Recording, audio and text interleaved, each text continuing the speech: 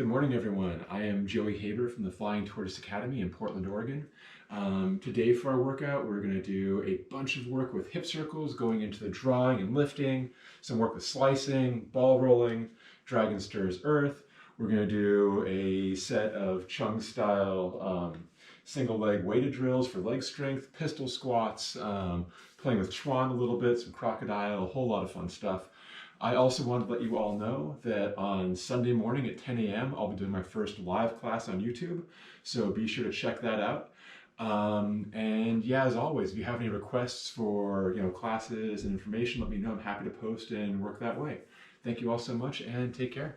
I'm awaiting launch instructions.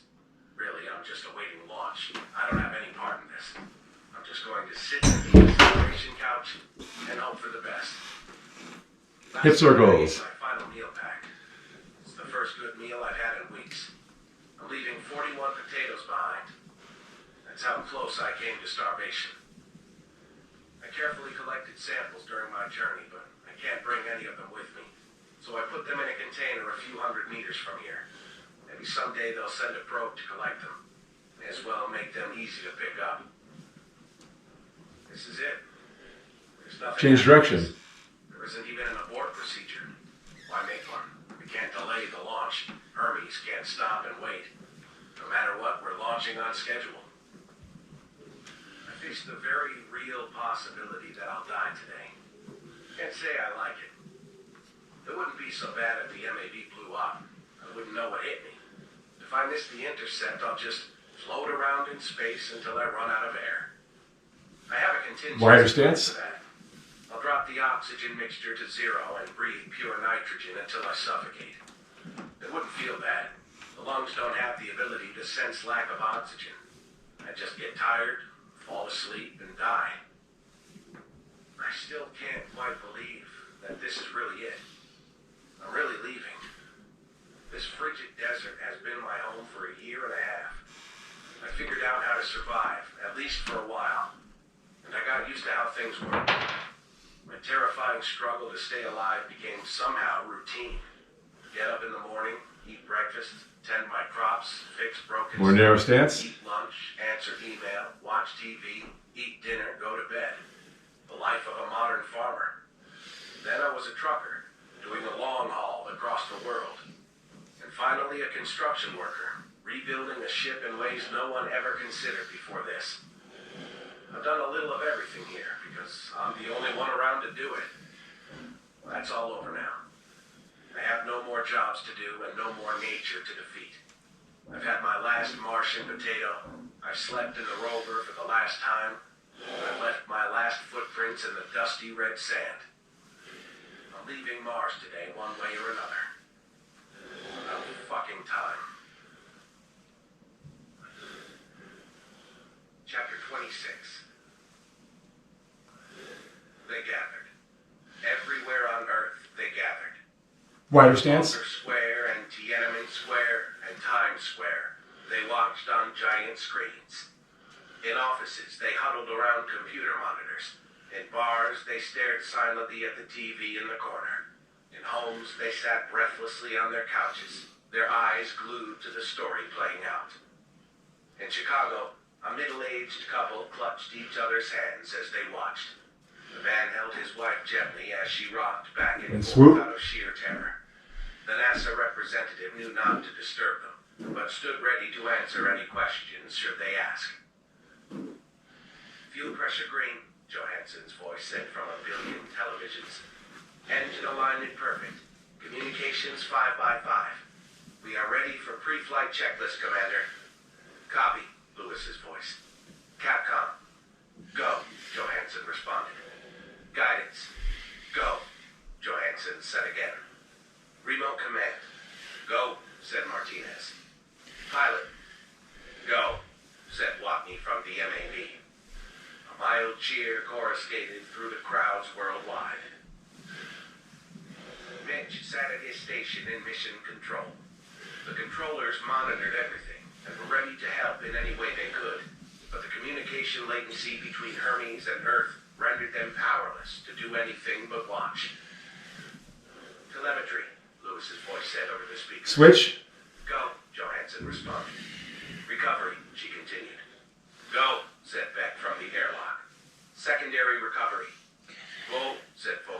beside Beck.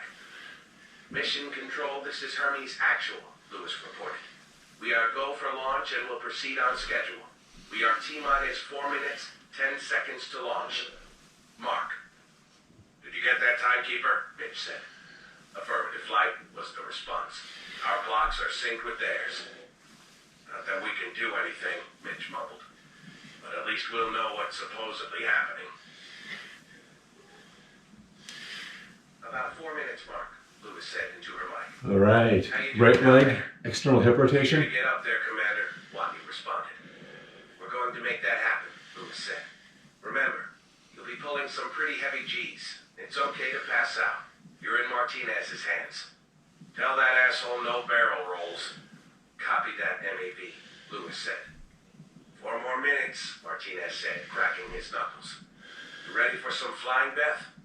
Yeah, Johansson said. It'll be strange to size up a launch and stay in 0G the whole time. I hadn't thought of it that way, Martinez said. But yeah, I'm not going to be squashed against the back of my seat. Weird. Beck floated in the airlock, tethered to a wall-mounted spool. Vogel stood beside him, his boots clamped to the floor. Both stared through the open outer door at the red planet below.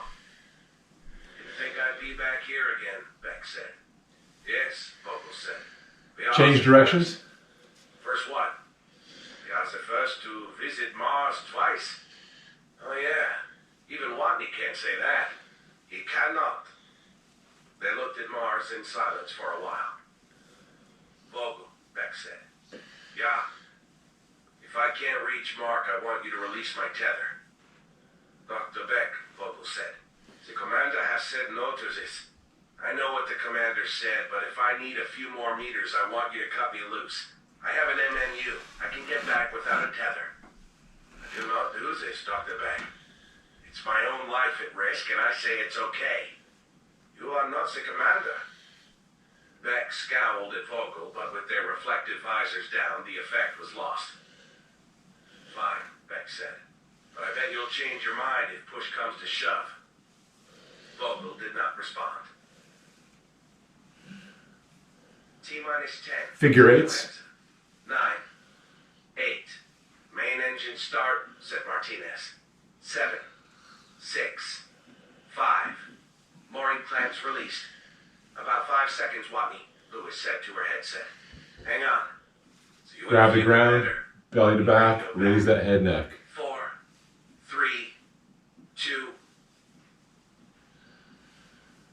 Watney lay in the acceleration couch as the MAV rumbled in anticipation of liftoff. He said to nobody. I wonder how much longer. The MAV launched with incredible force. More than any manned ship had accelerated in the history of space travel. Watney was shoved back into his couch so hard he couldn't even grunt. Having anticipated this, he had placed a folded-up shirt behind his head in the helmet. As his head drove ever deeper into the makeshift cushion, the edges of his vision became blurry. He could neither breathe nor move. Internal rotation, right hip. The half canvas patch flapped violently as the ship exponentially gained speed.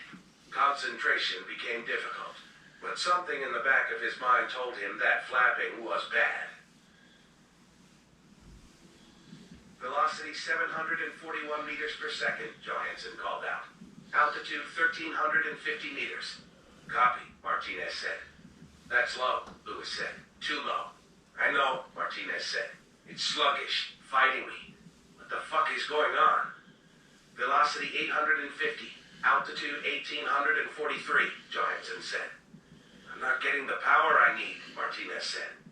Engine power at 100%, Johansson said. I'm telling you it's sluggish, Martinez insisted. Watney, Lewis said to her headset. Watney, do you read? Can you report? Watney heard Lewis's voice in the distance. Left leg. Like someone talking to him through a long tunnel. He vaguely wondered what she wanted. His attention was briefly drawn to the fluttering canvas ahead of him. A rip had appeared and was rapidly widening. But then he was distracted by a bolt in one of the bulkheads. It only had 5 sides. He wondered why NASA decided that bolt needed 5 sides instead of 6. it would require a special wrench to tighten or loosen. The canvas tore even further, the tattered material flapping wildly. Through the opening, Watney saw red sky stretching out infinitely ahead. That's nice, he thought. As the MAV flew higher, the atmosphere grew thinner. Soon, the canvas stopped fluttering and simply stretched toward Mark. The sky shifted from red to black. That's nice too, Mark thought. As consciousness slipped away, he wondered where he could get a cool five-sided bolt like that. Figure eights. Getting more response now, Martinez said. Back on track with full acceleration, Johansson said. Must have been drag. MAV's out of the atmosphere now. It was like flying a cow, Martinez grumbled, his hands racing over his controls. Can you get him up? Lewis asked. Grab the feet, draw the belly, raise the head neck. But the intercept course may be compromised. Get him up first, Lewis said. Then we'll worry about intercept. Copy. Main engine cut off in 15 seconds. Totally smooth now, Martinez said. It's not fighting me at all anymore. Well below target altitude, Johansson said. Velocity is good. How far below? Lewis said. Can't say for sure, Johansson said. All I have is accelerometer data. We'll need radar pings at intervals to work out his true final orbit. Back to automatic guidance, Martinez said. Main shutdown in 4, Johansson said. 3, 2, 1. Okay. Shutdown. External rotation, figure eights. Martinez said. Watney, you there? Lewis said. Rolling and drawing. Watney, do you read? Probably passed out, Commander, Beck said over the radio. He pulled 12 Gs on the ascent. Give him a few minutes. Copy, Lewis said. Johansson, got his orbit yet? I have interval pings, working out our intercept range and velocity. Martinez and Lewis stared at Johansson as she brought up the intercept calculation software. Normally, orbits would be worked out by Vogel, but he was otherwise engaged. Johansson was his backup for orbital dynamics. Intercept velocity will be 11 meters per second, she began. I can make that work, Beck said over the radio. Distance at intercept will be... Johansson stopped and choked. Shakily, she continued. We'll be 68 kilometers apart. She buried her face in her hands. Did she say 68 kilometers? Beck said. Kilometers? God damn it, Martinez whispered. Keep it together, Lewis said. Work the problem. Martinez, is there any juice in the MAV? Negative, Commander, Martinez responded. They ditched the OMS system to lighten the launch weight. Then we'll have to go to him. Johansson, time to intercept. 39 minutes, 12 seconds, Johansson said, trying not to quaver. Vogel, Lewis continued. How far can we deflect in 39 minutes with the ion engines? Perhaps 5 kilometers, he radioed. Not enough, Lewis said. Martinez, what if we point our attitude thrusters all the same direction?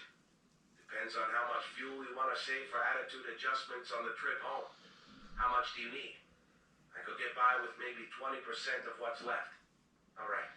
If you've used the other 80%... Okay. Martinez internal hip rotation. On his console. We get a delta V of With 30 slice. meters per second. Start a slice. Johansson, Lewis said. Math. In 39 minutes we deflect. Johansson quickly typed.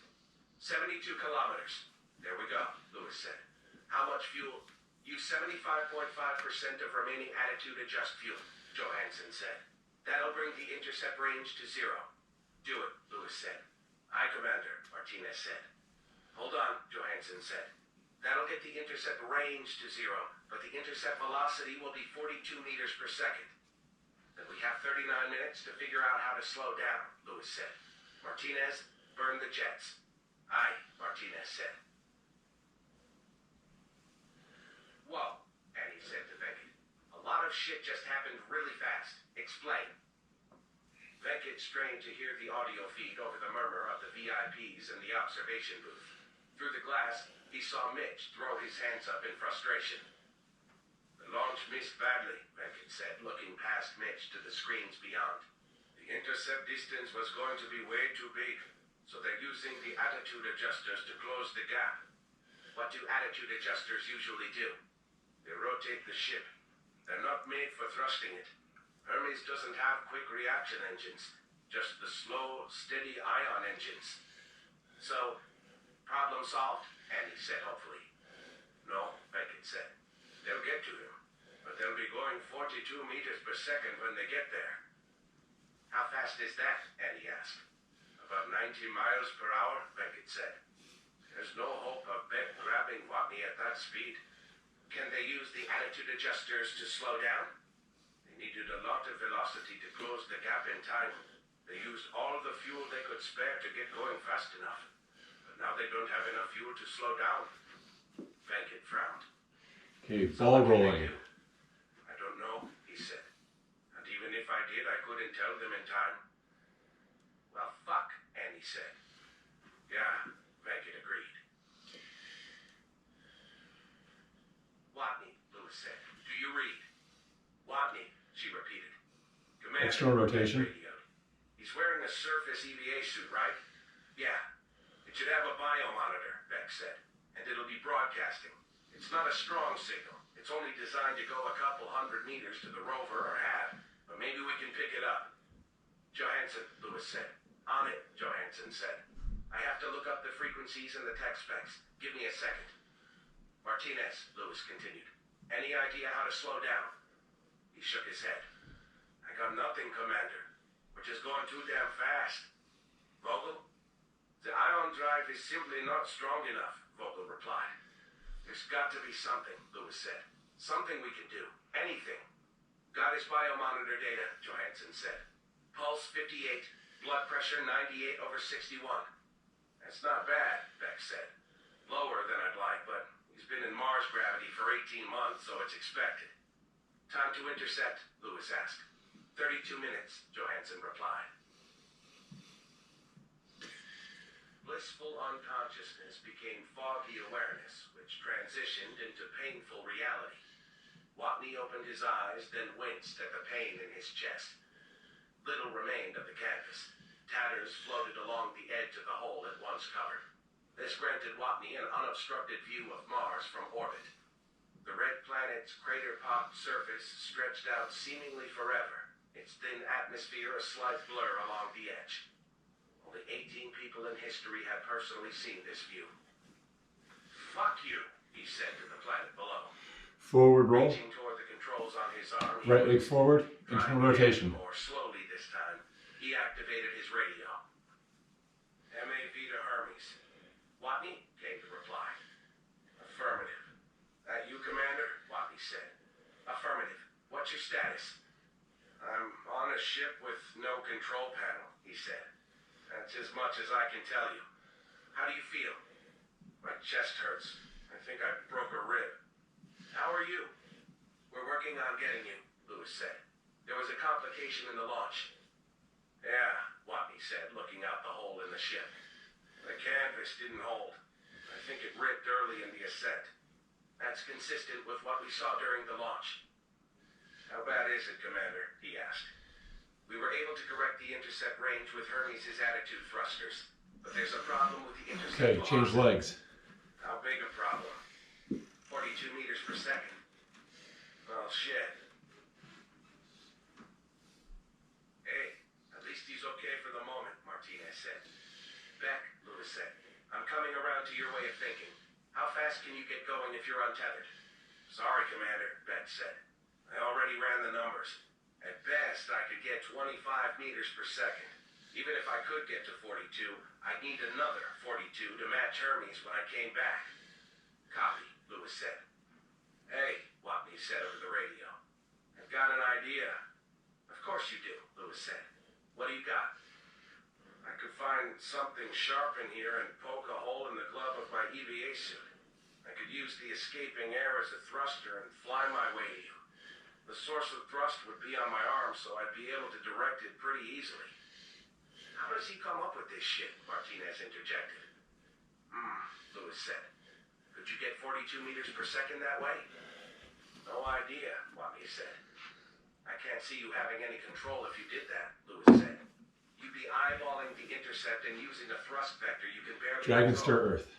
I admit it's fatally dangerous, Watney said. External rotation of Consider hips. this. I'd get to fly around like Iron Man. Lewis said. Iron Man, Commander. Iron Man. Stand by, Lewis said. She furrowed her brow. Maybe it's not such a bad idea. You kidding, Commander? Martinez said. It's a terrible idea. He'd shoot off into space. Not the whole idea, but part of it, she said.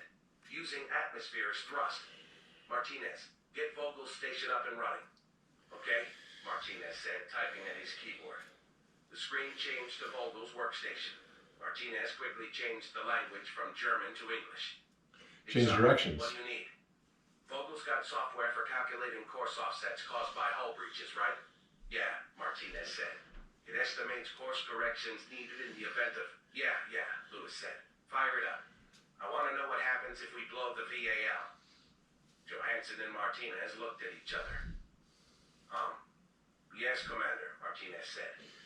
The vehicular airlock, Johansson said. You want to open it? Plenty of air in the ship, Lewis said. It'd give us a good kick. Yes, Martinez said as he brought up the software. And it might blow the nose of the ship off in the process. Also, all the air would leave, Johansson felt compelled to add. We'll seal the bridge and reactor room. We can let everywhere else go vacuum, but we don't want explosive decompression in here or near the reactor. Martinez entered the scenario into the software. Nice job. Next up, 50 arm circles. But on a larger scale, we can't direct that thrust. We don't have to, Lewis said. The VAL is in the nose. Escaping air would make a thrust vector through our center of mass. We just need to point the ship directly away from where we want to go. Okay, I have the numbers, Martinez said. A breach at the VAL with the bridge and reactor room sealed off would accelerate us 29 meters per second.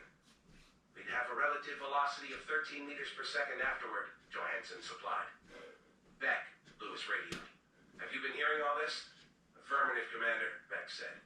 Can you do 13 meters per second? Okay, other arm. Risky, Beck replied. 13 to match the MAV, then another 13 to match Hermes. But it's a hell of a lot better than 42. Johansson, Lewis said. Time to intersect.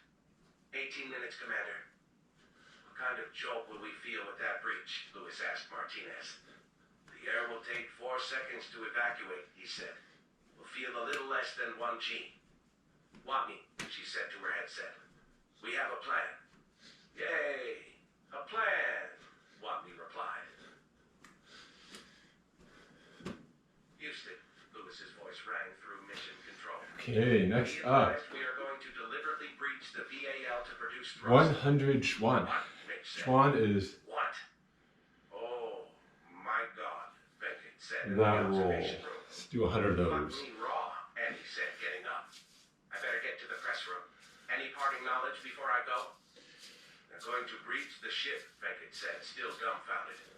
They're going to deliberately breach the ship. Oh my God. Got it, Andy said, jogging to the door.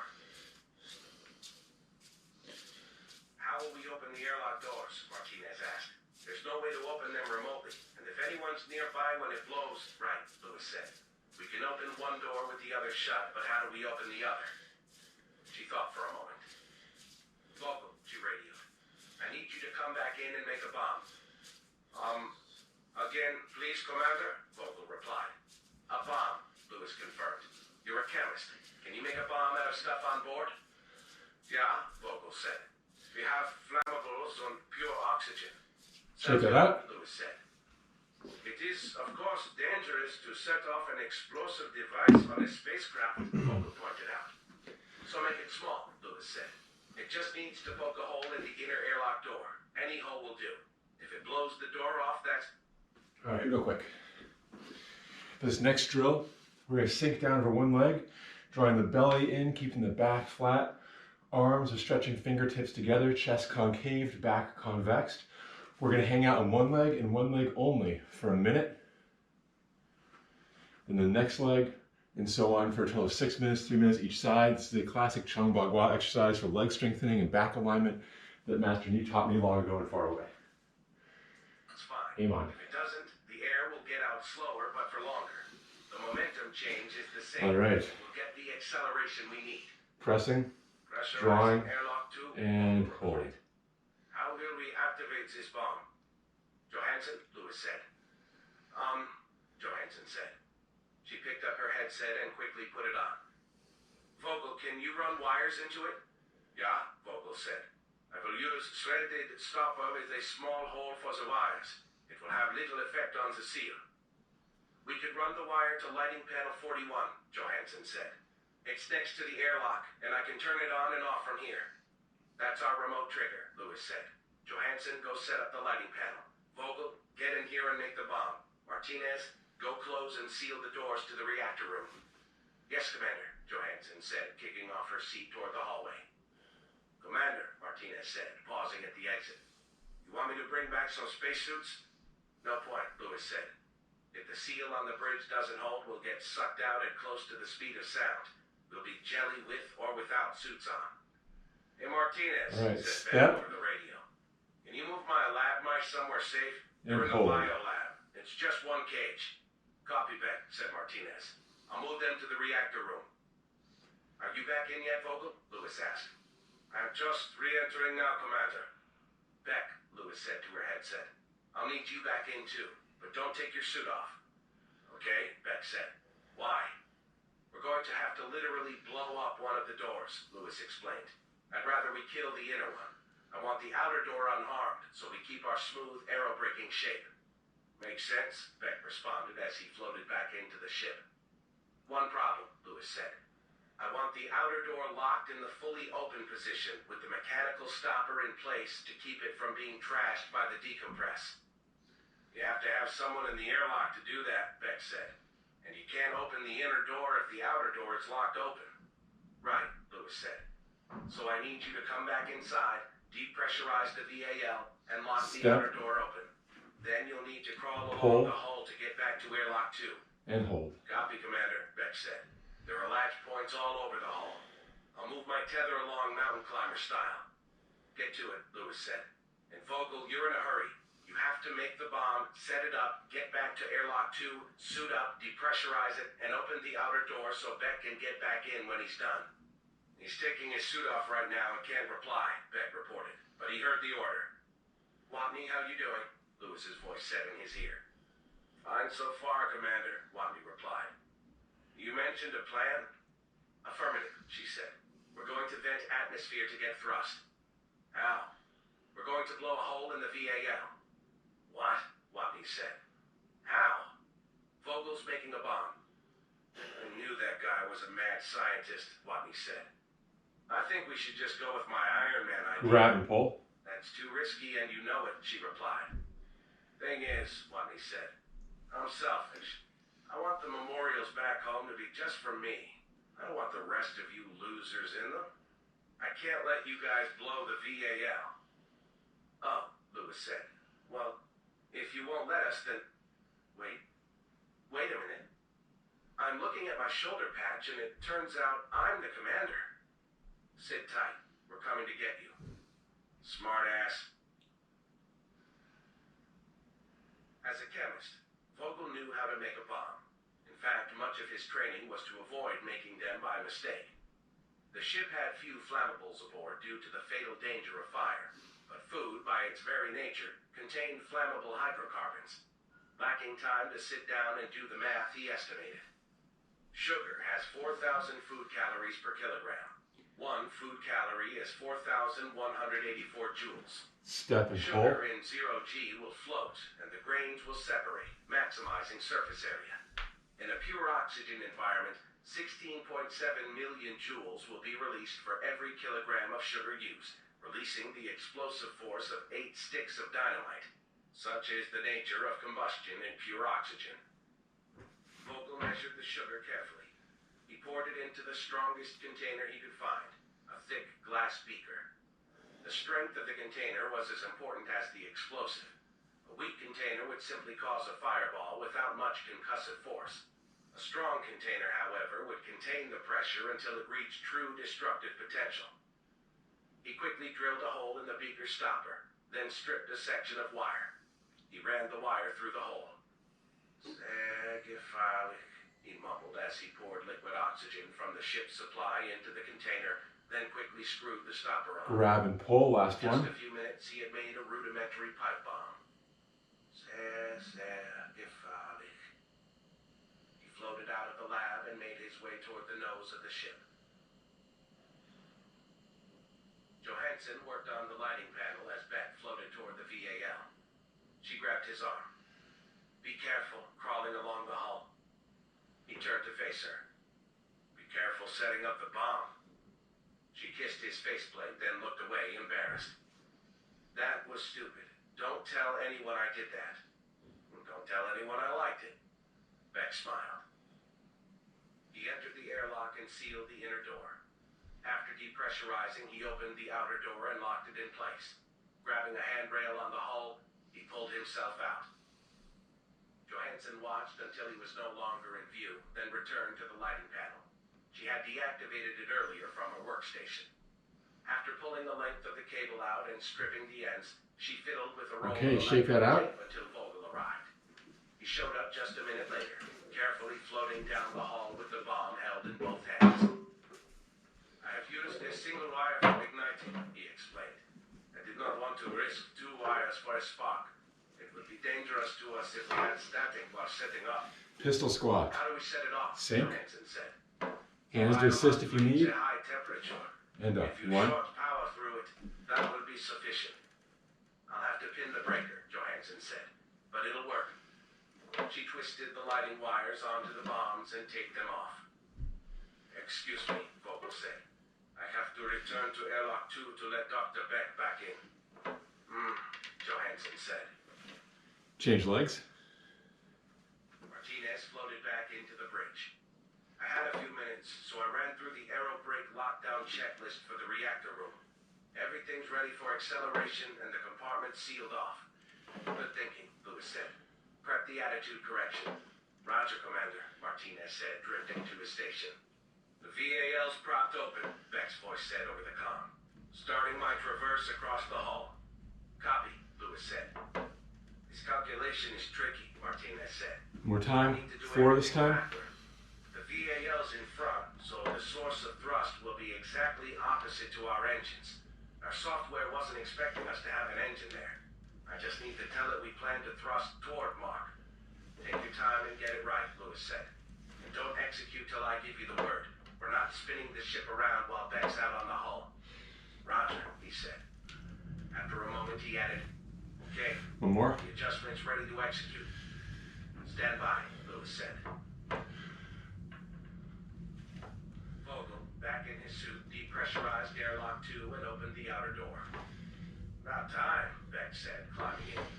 Sorry for the delay, Vogel said. I was required to make a bomb. This has been kind of a weird day, Beck said. Okay, shake that up. Commander, Vogel and I are in position. Copy, was Lewis's response. Get up against the forewall of the airlock. It's going to be about 1 G for 4 seconds. Make sure you're both tethered in. Copy, Beck said as he attached his tether. The 2 men pressed themselves against the wall. Crocodile. Martinez, Lewis said. Point us the right direction. Copy, said Martinez, executing the attitude adjustment. Johansson floated into the bridge and the adjustment was performed. The room rotated around her as she reached for a handle. The bomb's ready and the breakers jammed closed, she said. I can set it off by remotely turning on lighting panel 41. Seal the bridge and get to your station, Lewis said.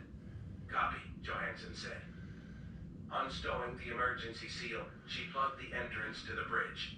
With a few turns of the crank, the job was done. She returned to her station and ran a quick test. Increasing bridge pressure to 1.03 atmospheres. Pressure is steady. We have a good seal. Copy, Lewis said. Time to intercept? 28 seconds, Johansson said. Wow, Martinez said. We cut that pretty close. You ready, Johansson? Lewis asked. Yes, Johansson said. All I have to do is hit enter. Martinez, how's our angle? Dead on, Commander. Okay, now it's stepping. Strap in, Lewis said.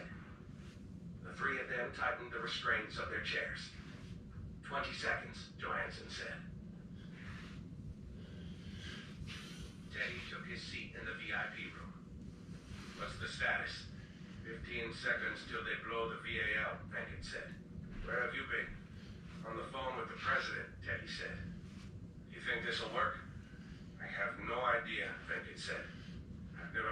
always helpless in my life. If it's any consolation, Teddy said, pretty much everyone in the world feels the same way. On the other side of the glass, Mitch paced to and fro. 5, 4, 3, Johansson said. Brace for acceleration, Lewis said. 2, 1, Johansson continued. Activating lighting panel 41. She pressed enter. Inside Vogel's bomb, the full current of the ship's internal lighting system flowed through a thin, exposed wire. It quickly reached the ignition temperature of the sugar. What would have been a minor fizzle in Earth's atmosphere became an uncontrolled conflagration in the container's pure oxygen environment. In under 100 milliseconds, the massive combustion pressure burst the container, and the resulting explosion ripped the airlock door to shreds. Change directions. The internal air of Hermes rushed through the open VAL, blasting Hermes in the other direction. Vogel and Beck were pressed against the wall of airlock 2.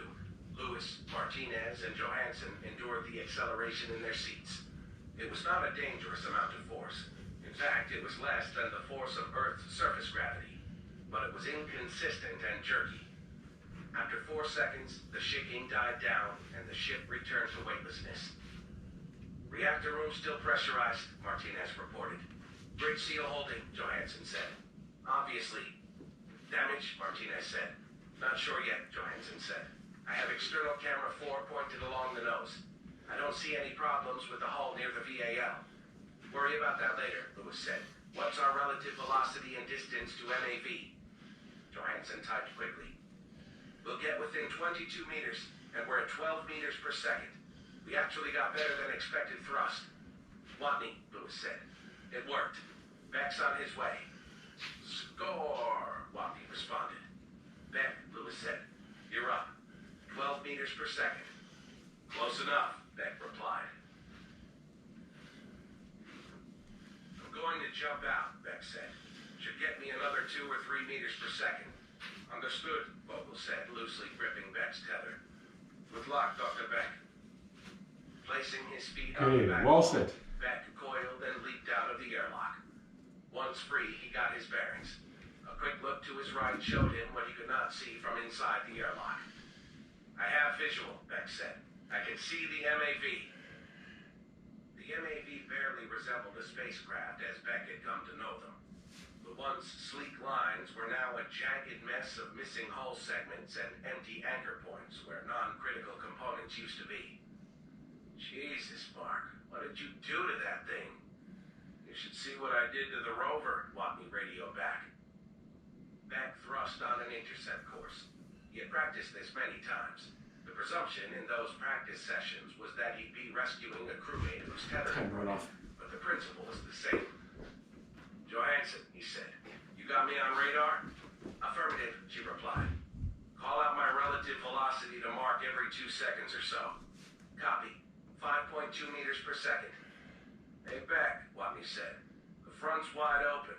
I'll get up there and be ready to grab at you. Negative, interrupted Lewis. No untethered movement. Stay strapped to your chair until you're latched to Beck. Copy, Watney said. 3.1 meters per second, Johansson reported. Going to coast for a bit, Beck said. Gotta catch up before I slow it down. He rotated himself in preparation for the next burn. 11 meters to target, Johansson said. Copy. 6 meters, Johansson said. And counter-thrusting, Beck said, firing the MMU thrusters again. The MAV loomed before him. Velocity, he asked. 1.1 meters per second, Johansson said. Good enough, he said, reaching for the ship. I'm drifting toward it. I think I can get my hand on some of the torn canvas. The tattered canvas beckoned as the only handhold on the otherwise smooth ship. Beck reached, extending as best he could, and managed to grab hold. Contact, Beck said. Strengthening his grip, he pulled his body forward and lashed out with his other hand to grab more canvas. Firm contact. Dr. Beck, Vogel said. We have passed closest approach point. Okay, we'll finish that book tomorrow. Thank you all so much for watching. Again, be sure to like and subscribe. And if you have any questions, comments, or requests, let me know. Wash your hands and stay safe.